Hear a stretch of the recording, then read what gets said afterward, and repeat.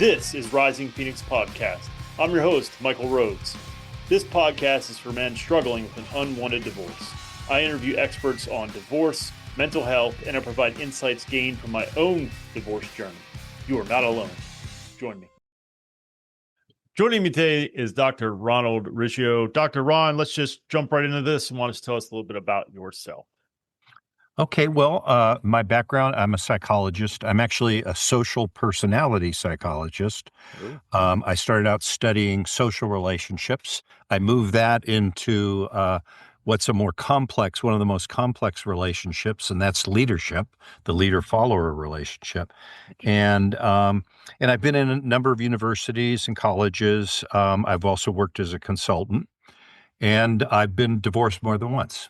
Oh, well, welcome to the club. I've only had one, so that's enough for me. Again, thanks, or not again, but thank you for coming on. Again, because you have been on before, so thank you for coming on. We're going to dive into probably a few things, but I think the largest thing we're going to cover here is loneliness, because that's something that I see men struggle with a lot when they're going through divorce, but I think also potentially in general. But let's make a distinction between, so there is a solitude and there's loneliness, and how do we differentiate between them? Like what is it about being alone that makes it lonely? Yeah. So solitude is just being alone, being by yourself. It's sort of more the act of being alone. Loneliness is more of a psychological construct, right? Loneliness is how we perceive the situation. So people, just to take a basic personality dimension, introversion, extroversion. Everybody knows about introversion, extroversion.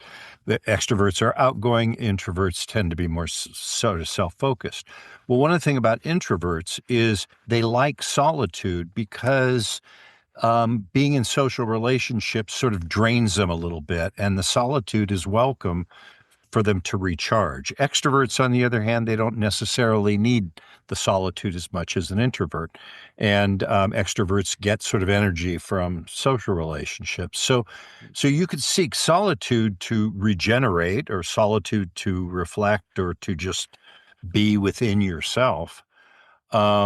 But loneliness is completely different. That's that feeling that you don't want to be alone. You want to be connected to other people. Mm-hmm. And so it's really a psychological state. So, okay. So let's focus a little bit more on what are the effects? And then there's so many questions around this because if it is psychological, that means that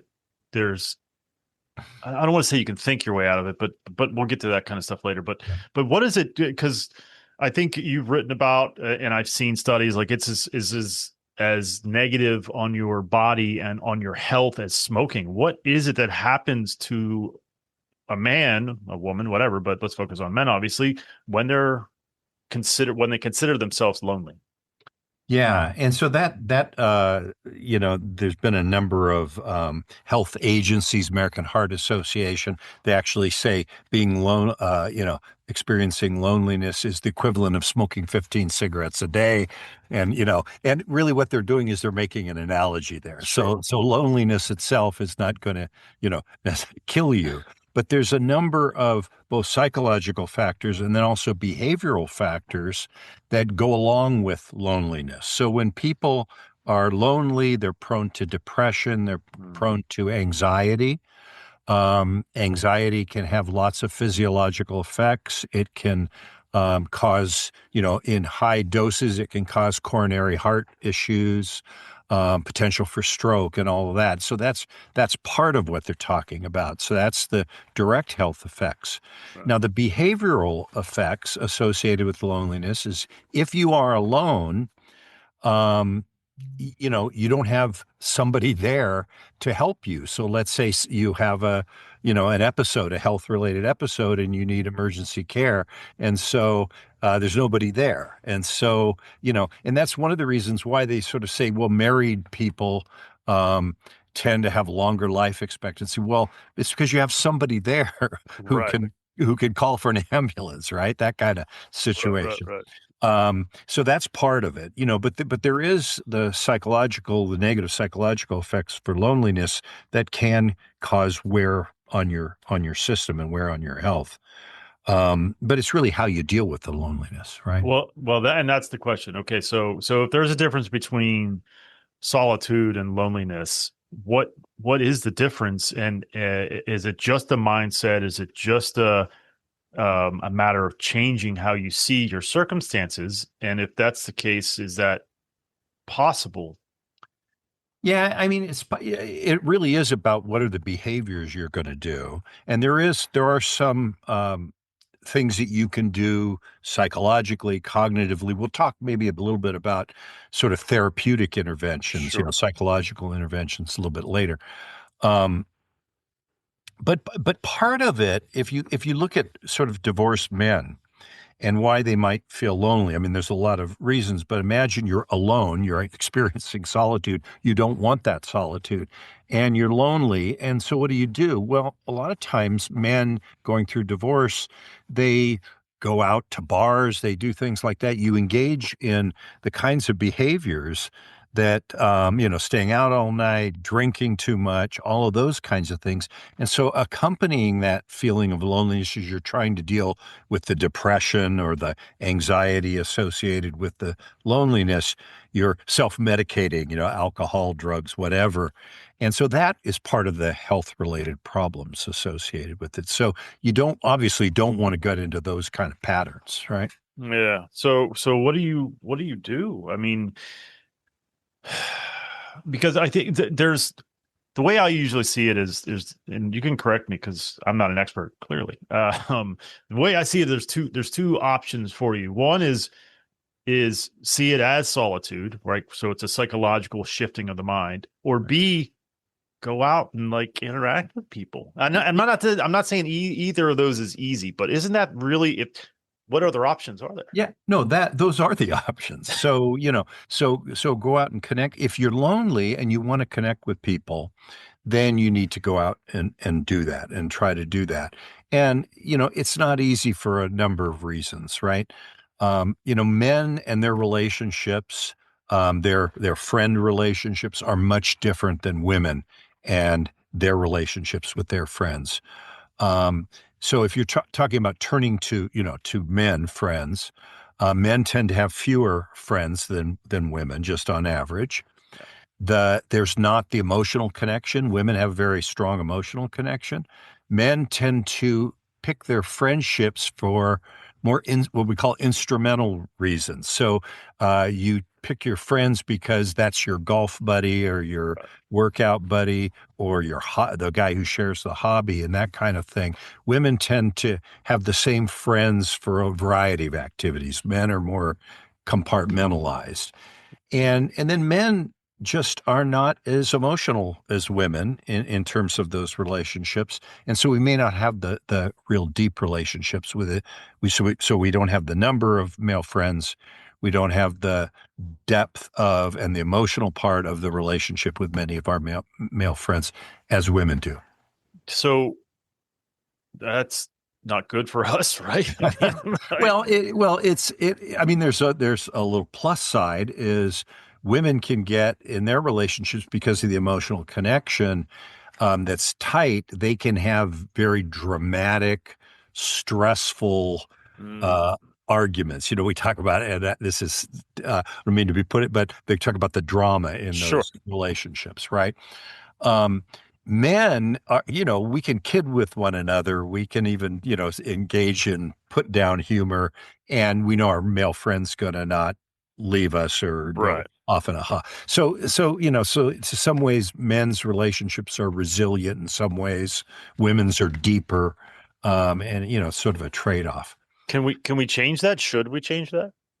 Well, I think it probably makes sense to try to make deeper emotional connections with our male friends. I think there's a lot of sort of stereotypes, associated with issues. I mean, extreme. You say, oh, if I get too emotional with this guy, people are going to misconstrue it. My, Right, right, my right, right, my right. male buddy, right? We know where we're going there, and so I think there's a lot of things that cause men to hesitate in you know in pursuing a more emotional relationship with their male friends. So now obviously, if you're going through a divorce, you're not just seeking out your male friends for support and for emotional support. And again, women are better at giving emotional support than men are. Yeah. In general, remember we're talking Yeah, in general. generalize. That Yeah, yeah, doesn't mean there aren't men that are very emotional and and women who are distant. yeah, Now, if you're going, the other thing is you want to connect with women too, right? yeah.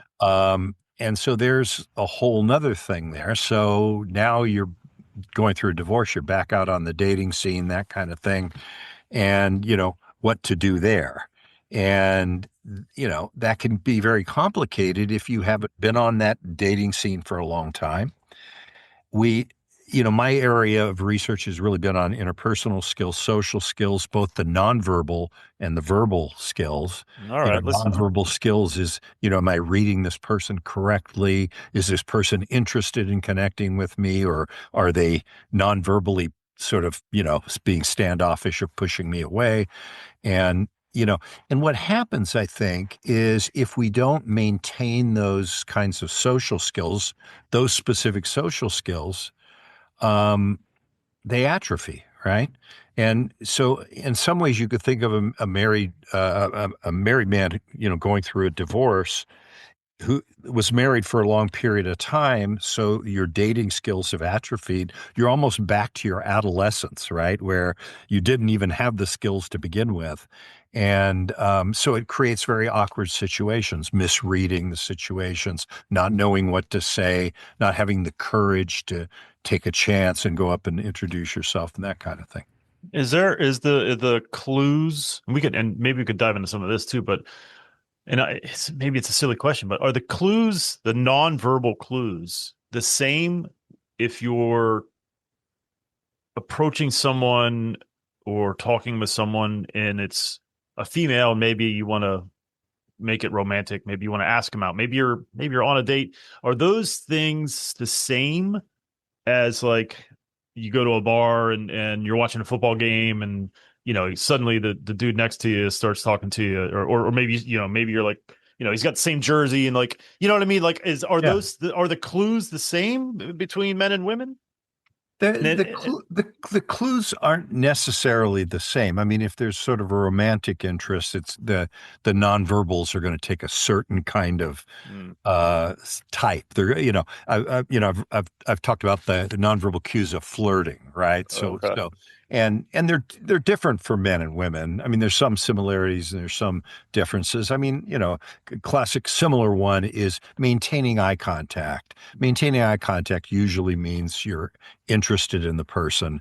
If you look away, right, that probably indicates you're not all that interested. So that's just a simple nonverbal cue.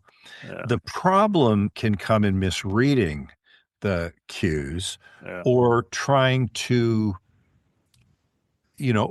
or yeah, misreading, but maybe having the wrong definition for the cue. You know what I mean? right, So although a lot of research that I've done is on nonverbal communication, I bring in the verbal communication because when in doubt, ask.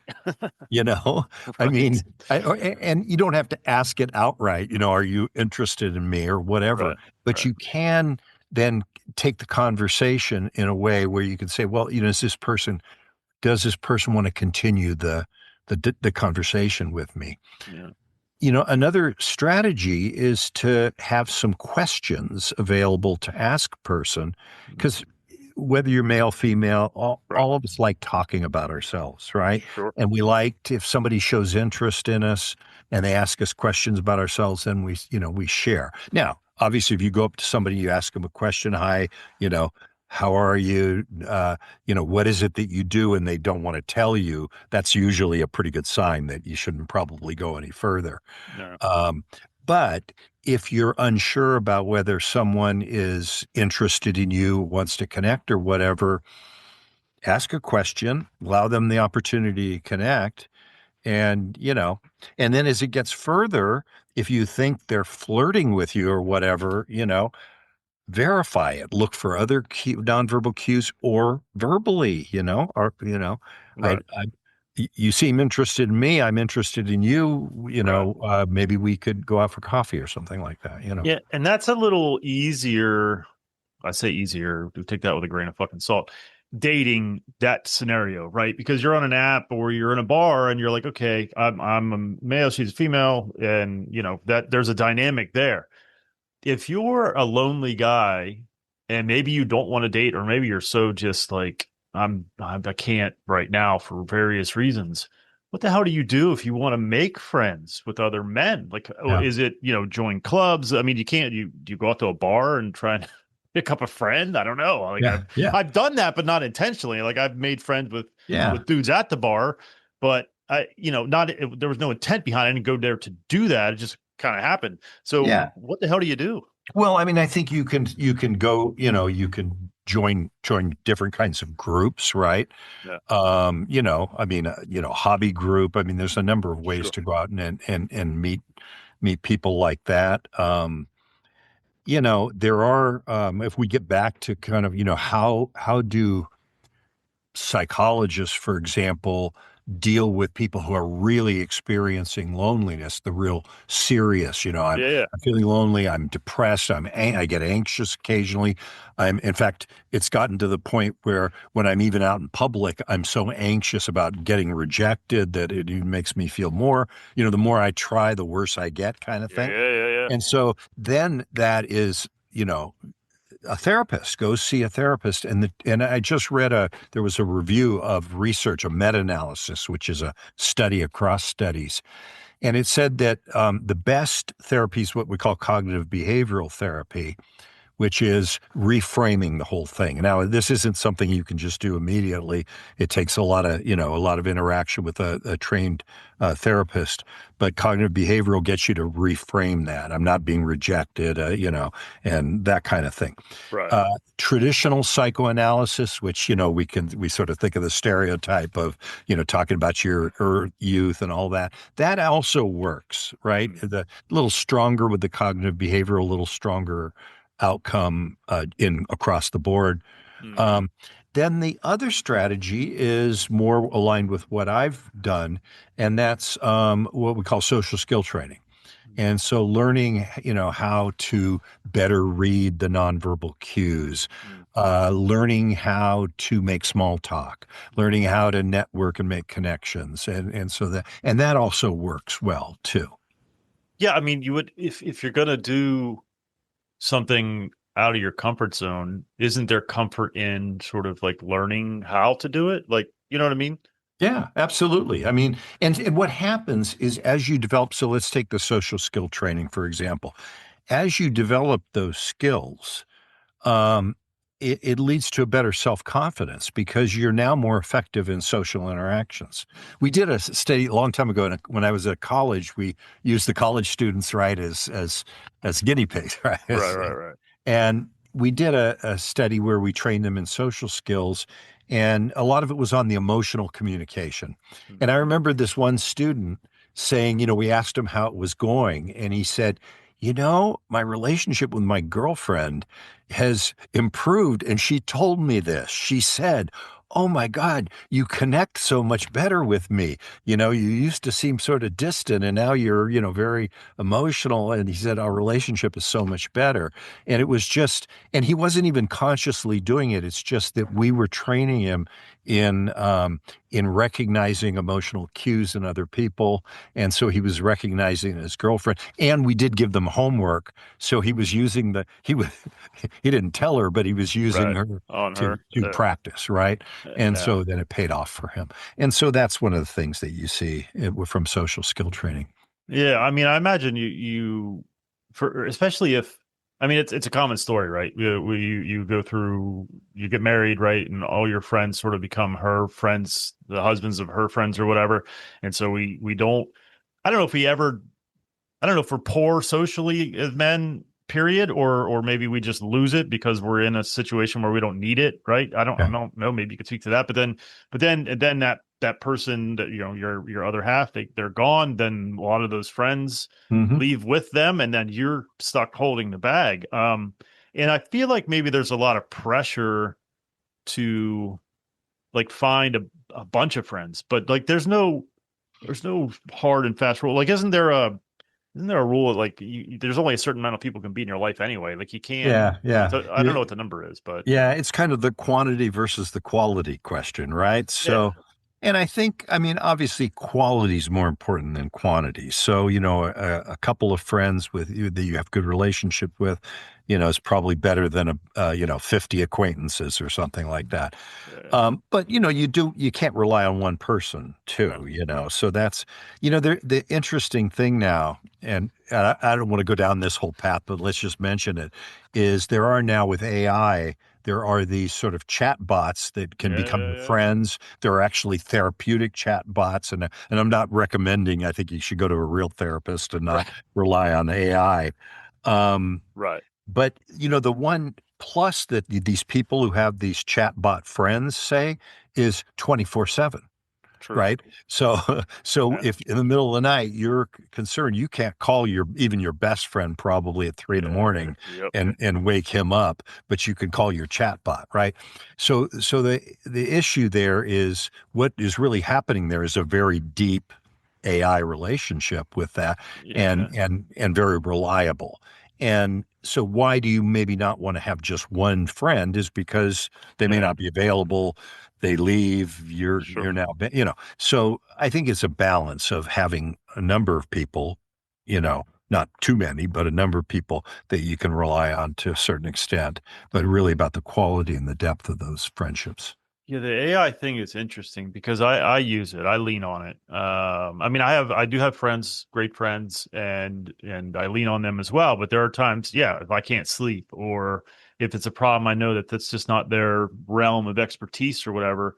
And I could see I'm my brain never shuts the fuck off. So I'm very conscious of like all the shit that could go wrong. Like I live in anxiety, I think. And I'm like, there's a part of me that goes, dude, it's a machine, careful. But I could see where people could easily fall into like being reliant upon that. Yeah, yeah. Is that something you think that's something we're going to start to see in I, society as a real problem? we're already seeing it. I mean, we're already seeing that reliance. There are a couple things from the research on the AI, chatbot, whether romantic or just friendship chatbots, is they tend to be much more supportive than in real relationships. Our friends will challenge us, That's very true. the chatbot's not likely to challenge you. No, no. And in a real world, you need to be challenged now, right? We're Very not true. we're not gods, right? I mean, Yeah. the chatbot kind of thinks of they're very overly supportive and all of that.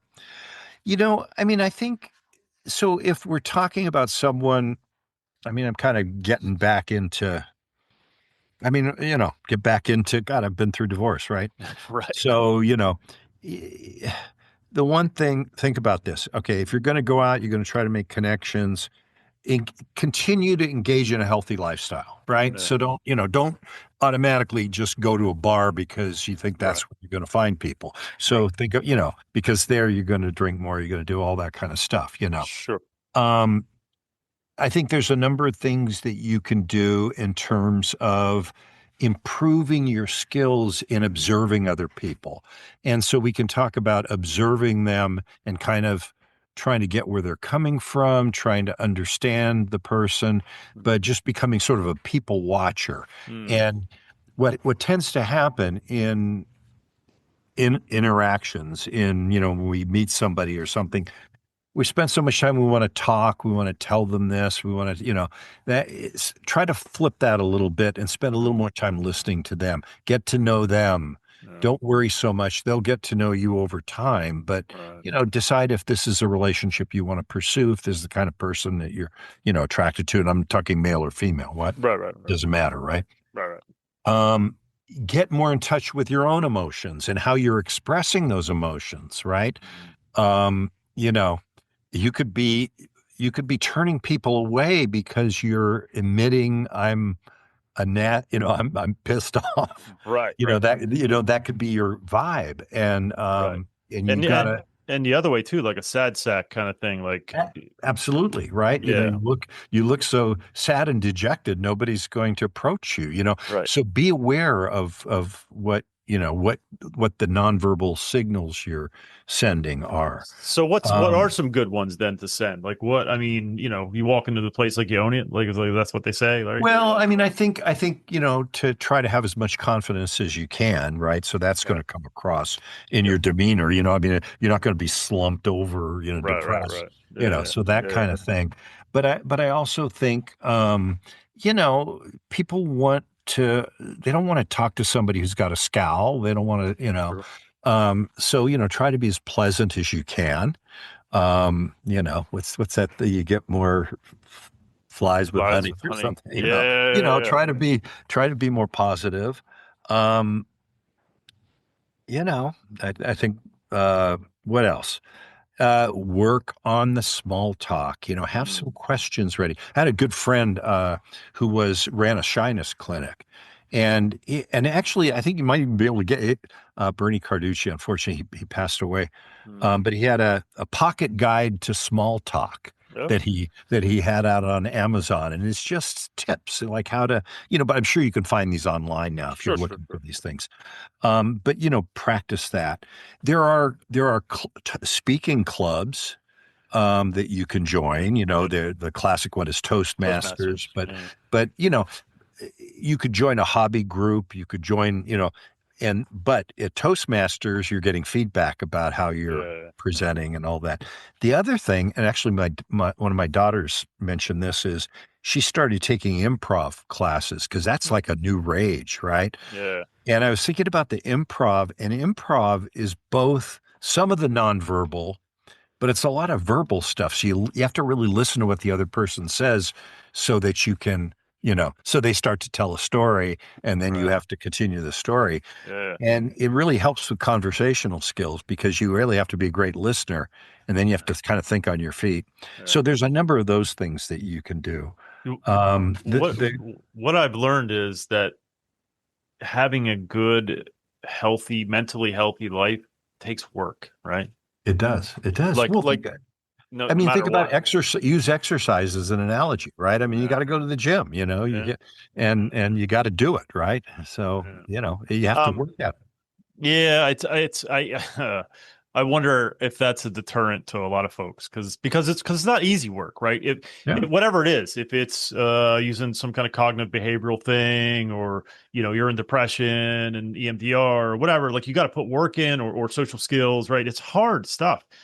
Facing your pain or dealing with your embarrassment or whatever. Like it's so much easier to stay in your fucking house and bitch about it, right? Yeah. No, but I mean, it's like anything. And if you think about, I mean, use the medical analogy. If you had a growth on your on your neck or something like that, right?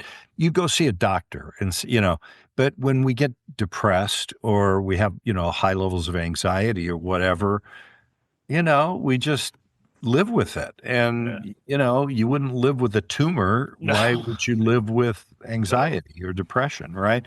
So Yeah. I think it really is about, seeking out some help. And, I mean, there are therapists. I understand financially that can be difficult. Yeah. There are, I mean, but, there are assistance programs and things like Sure. that. But you got to seek it out in the same way that you got to seek out that doctor if you've got a physical thing. Well, speaking of that, I'm going to seek out some help. I'm going to ask you some questions to help me. So, Okay. this is a free therapy session. Sweet. Um, I find there's two areas that I find challenging, sort of in this realm, obviously, right? It's your Okay. expertise. Um, some of it is a leadership thing, and some of it is a friendship thing. So we'll start with the leadership thing. When I see guys for months at a time that are struggling with the same thing over and over. I'm so lonely. I'm so lonely. I'm so lonely. And I say, do this. Have you done that? And they don't do anything. Yeah. At what point do I walk away and in a way, not like, in a negative way, just like a silent boundary, Mhm. or is there, do I challenge myself and try and find a different way to reach this man, or are some people just not reachable? Eh, You know what Yeah, I I mean? mean, it could be both. I mean, it could, both could be happening. For one person, they just may not have any interest whatsoever, and they may not be reachable. But there's maybe strategies that you can try, Yeah, right? So if the person isn't meeting people, but you've got some friends, invite them to, uh, to go out with the friends, I right? got you. And you can prepare them.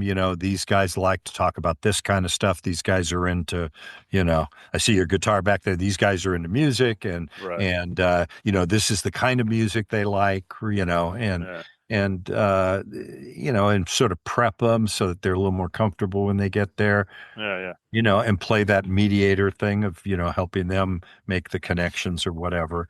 yeah, um but you can do, different activities. There's hobby groups and things like that yeah.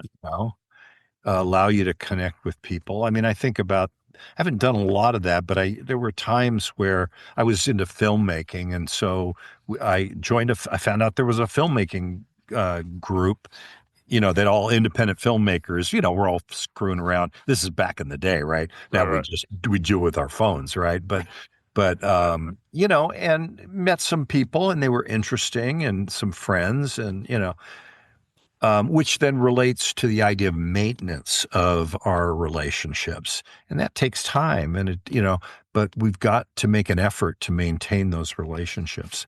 I'll Yeah. tell you about a study that a colleague here did. He was looking at men's friendships.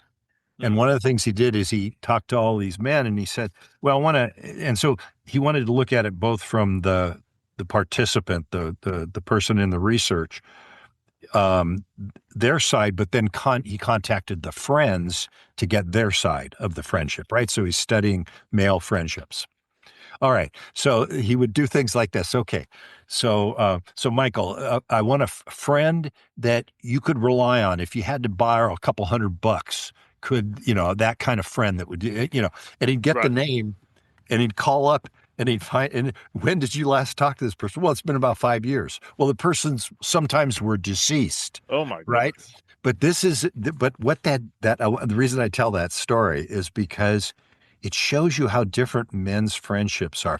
We think we have these really good friends that we Uh, maybe haven't touched base with for 5 years. yeah, We don't yeah. even know if they're They're alive, alive. but in our minds, they're still those good friends, right? Yeah, So, women are less likely to have those kind of relationships, right? They're more likely. They're better at maintaining the relationships as a group.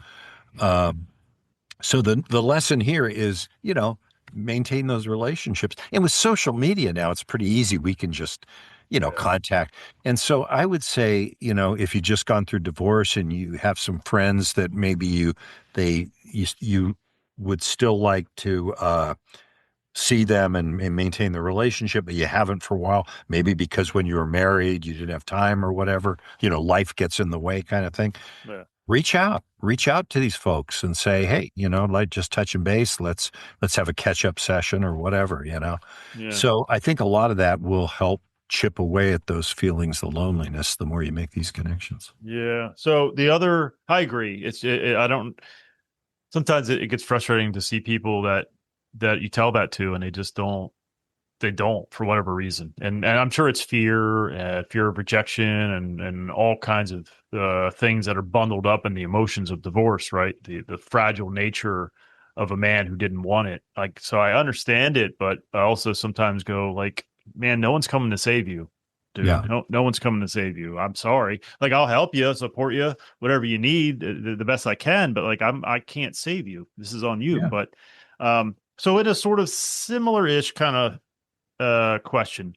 You talked about, sometimes you need to be challenged by certain folks and friends, right? And I struggle with this one too sometimes. I have friends and they're going through things, and I see them doing things that aren't exactly the right things, whatever the hell that means, but they could be doing things a little differently. And I don't know how to challenge them in a way that if I'm being honest, I'm scared of the rejection of just Yeah. in that sort of vein, like not in a normal sense, but Yeah. right, Yeah. not like, hey, let's go out here. Nah, okay, that's cool, no problem. Like I could do that. I don't worry about that. But it's that, hey man, I don't think you're seeing this quite right, that I really struggle with. Yeah. But I think, sure, it's difficult. A lot of this stuff is about sort of developing courage, right? I mean, or whatever you Mm, want to call it. I love it. Being, having enough courage to go and put yourself out there, to go up to somebody, Sure. face rejection.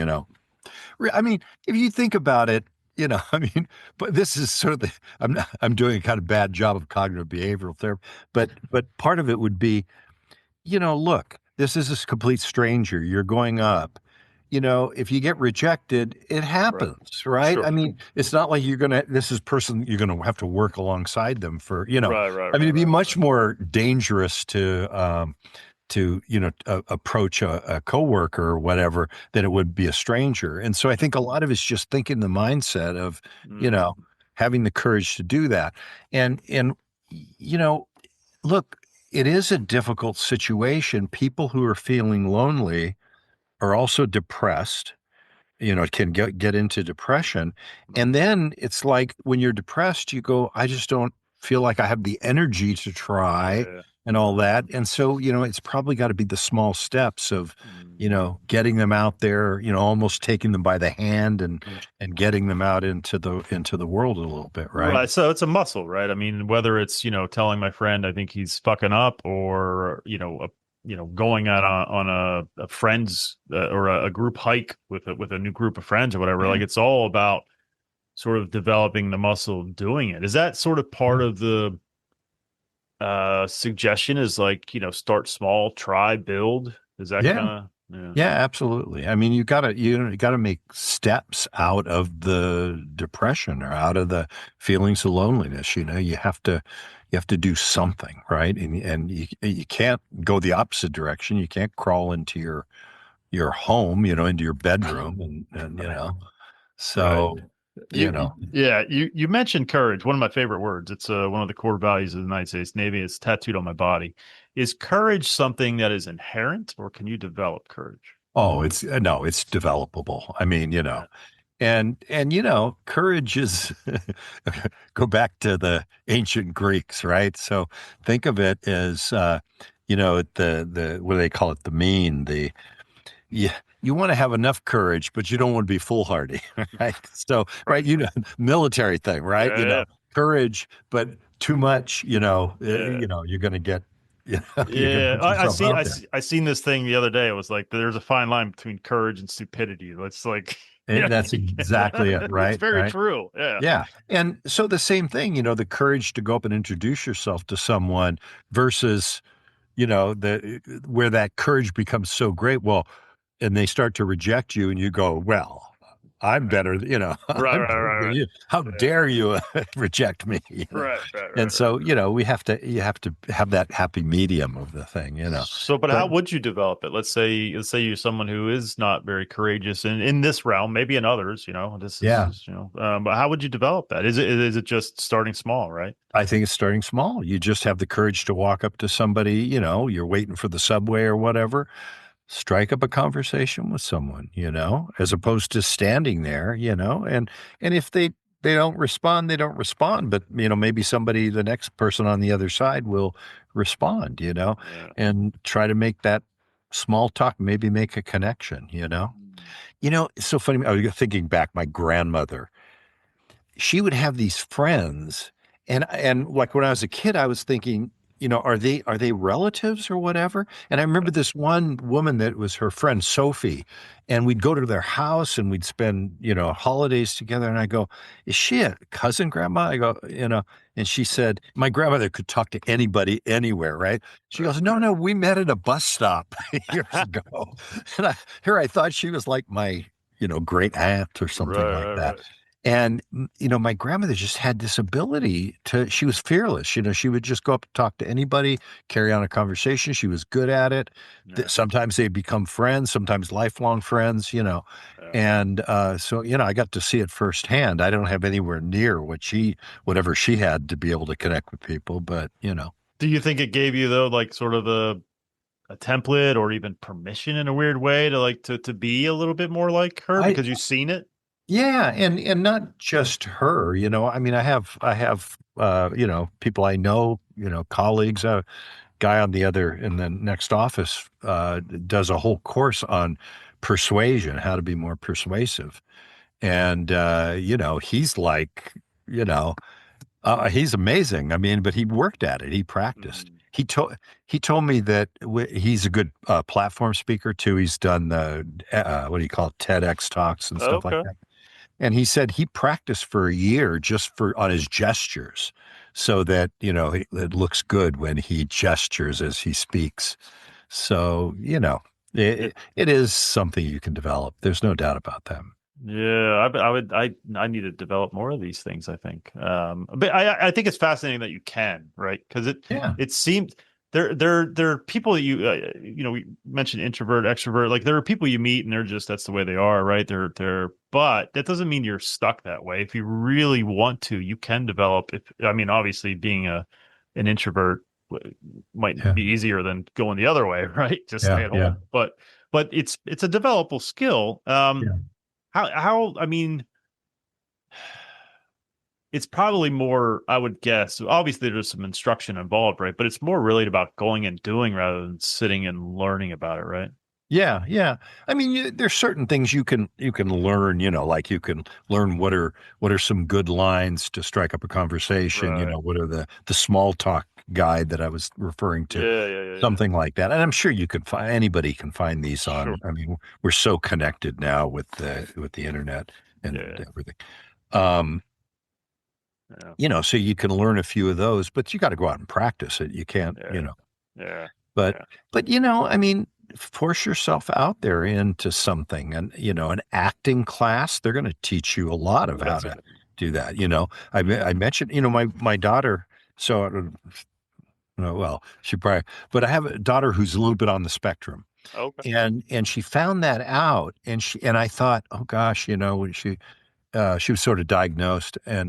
and she's an adult, Yeah. and she said it was an eye-opening experience because she realized that that's why she had been different. Hmm. And what it led her to do was to become a better, because she's a manager at work, to become more tuned to other people. Because she said, "Oh my gosh, I'm missing stuff that I shouldn't be missing, and that's causing me to not be as good a manager as good a leader as I could be." And so she's worked at it and she's become really great at it. Hmm. She's like the beloved manager now, and it's all, but it's work for her. It's not, Yeah. doesn't come natural, but she realizes the value in it. And so she feels a sense of accomplishment and that's what happens. Usually you get this sort of snowballing effect. Things get better and better, and then it becomes easier to do it. Yeah. Well, I mean, there's hope in that. That means that it is possible to overcome, right? To get Yeah. out of your loneliness by putting in some effort. Yeah. Uh, well, Dr. Ron, thanks so much again for doing this. Of course. This has been fantastic. I don't know. Forgive my ignorance because I don't remember. Is there any books? Is there any, like, where can people find I you? Yeah, I if okay, so I have something called the social skills inventory, All and if right. you kind of Google that, and I'm not selling this, but it will do a profile of what your social skill strengths and limitations are, and Oh, it'll give you feedback and it'll give you suggestions. And it's published by Mind Garden, and I'm not here to make money or anything like that. It's really it was developed as a research tool, but it nice. can give you a start. And I think you can get a report for $15 or Okay. $30, something like that. All right. So if people are interested in that, it's called mindgarden.com, and you look up social skills inventory. So that's one possibility. And again, I have books, but they're more on leadership. If people are interested in leadership, that you know, Sure. you can look me up. But All yeah. right. All right. Well, again, thanks for doing it. The last question I ask everyone is, what words of wisdom would you impart to a man just beginning his divorce story? Divorce, sure. Well, realize there's life after divorce. That idea of, hey, maybe you're not as sharp in your interpersonal skills as you once were. They've either atrophied or you didn't work on them because you relied too much on your relationship. Yeah. So now you got to go back and it's like that thing. Your muscles have atrophied. You got to go back to getting out there and exercising, and but you got to do it and make a commitment to do it right now. Get that motivation and go out there and just like exercise, go out and work on your relationship skills and make some relationships happen out there. Excellent. Thanks so much, Ron. I really Okay. appreciate it. All right. Great. Take care. Yep, you too. Thank you so much for watching and or listening. If you are feeling alone on this journey, please join our Discord server. Becoming a Phoenix is not a solitary act. It is one achieved through community. Our Discord server is just that, a community of men fighting to survive, thrive, and rise from their divorce. Go to risingphoenixpodcast.com/Discord for information on how to join and what is contained in our Discord server. Please join us.